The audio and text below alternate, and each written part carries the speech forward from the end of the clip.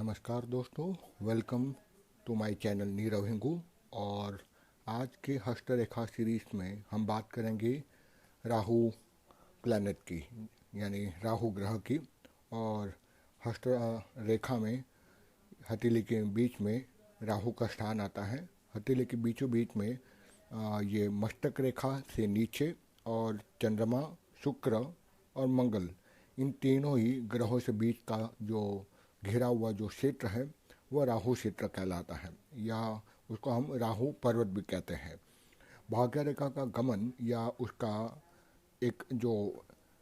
Continuation जो line है, उसका जो गमन है वो इसी राहु पर्वत से होते हुए शनि क्षेत्र की ओर आगे निकल जाता है। और इसीलिए राहु पर्वत बहुत ही महत्वपूर्ण है जब हम हस्तरेखाओं में हथेली का अध्ययन करते हैं। राहु क्षेत्र हथेली पर यदि बहुत ही पुष्ट और उन्नत अवस्था में, यानी कि बहुत ही विकसित अवस्था में हो, प्रॉपरली हो, तो ऐसा पर्वत या ऐसा क्षेत्र निश्चय ही व्यक्ति को भाग्यवान बना देता है। क्योंकि राहु जो पर्वत है या जो क्षेत्र है या जो ग्रह है, वो भाग्य को उन्नति देने वाला ग्रह या पर्वत माना गया है। क्योंकि भाग्य रेखा इसी क्षेत्र से होते हुए निकलकर शनि क्षेत्र की ओर जाती है, इसलिए उसका स्थान महत्वपूर्ण है भाग्य को श्रेष्ठतम बनाने में। यदि भाग्य रेखा गहरी पुष्ट हो और इस पर से जाती हुई भाग्य रेखा बहुत ही महीन न होकर बहुत ही पतली लेकिन पूर्णता युक्त हो मतलब कि जहाँ से भी उसका ओरिजिन हो और अंतिम क्षेत्र उसका शनि पर्वत पर जा रहा हो, और इस बीच कहीं पर भी न कटता हो, न उसका ऊपर कोई प्रकार का दाग धब्बा हो, न उस पर किसी प्रकार की कटिंग आती हो उस भाग्य रेखा के ऊपर, और राहु पर्वत की तरफ जाता हुआ भी पूरी तरह से पुष्ट और गहरा और उन्नत हो, तो यह कोई दो राय नहीं कि यह व्यक्ति पूरी तरह से भाग्य को साथ में लेकर आया है, और वो जिस क्षेत्र में भी जाता है उसको जीवन में पूर्णता यानी नाम, शोहरत, पैसा, रुतबा, पोजीशन, पावर, अथॉरिटी, सारी चीज़ें मिलती हैं। कहते कि यह भाग्य रेखा जितनी भी स्पष्ट होती हो, जितनी साफ और गहरी हो, व्यक्ति यौवन अवस्था में उतना ही भाग्यशाली या उसका भाग्य उतना ही श्रेष्ठतम रहता है। ऐसा व्यक्ति बहुत ही दयालु, परोपकारी, प्रतिभाशाली और तीर्थ यात्रा करने का भी शौकीन रहता है। अब बात करते हैं कि उभरा हुआ राहु पर्वत। यदि हथेली में राहु पर्वत उभरा हुआ हो तो उस पर यदि भाग्य रेखा टूटी हुई हो, यानी उभरा हुआ तो हो लेकिन यदि उसमें भाग्य रेखा टूट गई हो बीच में, या जंजीर आ गई हो, यानी कि एक प्रकार का वर्टिकल और हॉरिजॉन्टल लाइन जब बन जाती है तो एक प्रकार का जंजीरदार रेखा बन जाती है, तो यह व्यक्ति को एक उच्च पद पर लेके जाकर भी उसको नीचे लेके जाता है, पतन अवस्था में लेके जाता है। यानी भाग्य का उदय जरूर होता है लेकिन अचानक से उसका भाग्य टूट जाता है, और वो जहाँ से शुरू होता है वहाँ उसी अवस्था में वापस जीरो अवस्था में आके बन जाता है, या वो उसका ग्राफ जीवन का ऊपर की ओर उठता जरूर है लेकिन तुरंत कुछ ही समय में नीचे भी आ जाता है। ये बिकॉज ये जब संयोग बनता है राहु पर्वत उभरा हुआ और उस पर भाग्य रेखा टूटी हुई या जंजीरदार हो, तब ये रीडिंग होती है।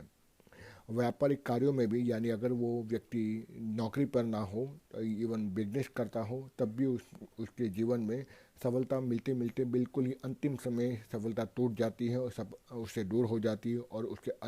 अंत में उसके हाथों में असफलता ही प्राप्त होती हो। यदि ये राहु पर्वत हथेली के मध्य भाग में, यानी middle part of the palm, उस मध्य भाग की ओर सरक गया हो, और तो वह व्यक्ति यौवन काल में बहुत ही ज़्यादा बुरे दिन देखने को मिलते हैं। और यदि हथेली में का या बीच का हिस्सा गहरा यानी एकदम डीप लेयर हो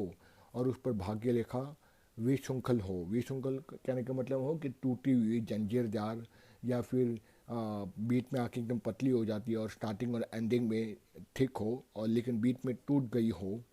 ठीक है, तो ये या फिर एक प्रकार से हम कह सकते हैं कि जंजीर यानी द्वीप जैसा रहता है, आइलैंड। मैंने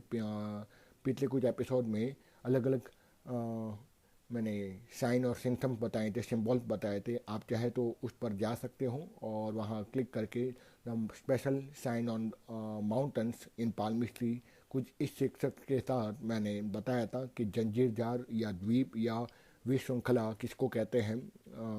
साइन और सिम्टम में, यानी कि उन सिम्बॉल्स में हस्तरेखा पर। उस पर मैंने अच्छे से